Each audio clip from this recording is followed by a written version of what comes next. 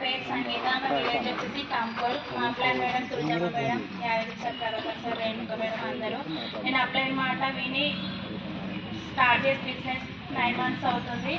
నేను first Tulajamma madam చెప్తే వినలేను, 6 నెలలు వేస్ట్ చేసుకున్నాను బ్యాంక్ను. గోకర్ణ మీటింగ్ వెళ్ళేసి వచ్చినాక ఫోన్లలో స్టేటస్ పెట్టి అప్పుడు నమ్మి బిజినెస్ అనేది స్టార్ట్ చేసిన. హెల్త్ పరంగా వచ్చి నేను స్టార్ట్ చేసిన. నేను 2 వీలర్ బైక్ మీద నేను ఊర్లలో తిరిగి బట్టల బిజినెస్ చేసేదాన్ని.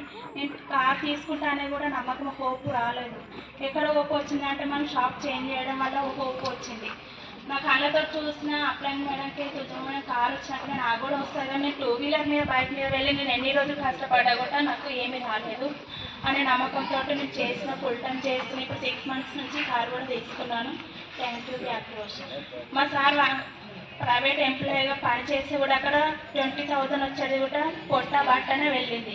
ఇక్కడ మనం ఫుల్ టైం చేసిన 3 తరాల ఇన్కమ్ వస్తుంది, టైం ఫ్రీడమ్ దొరుకుతుంది అనే నమ్మకంతో చేసిన. మా సార్ 4 గంటలకు వచ్చినాక కూడా రెస్ట్ అనేది లేకపోతుండే.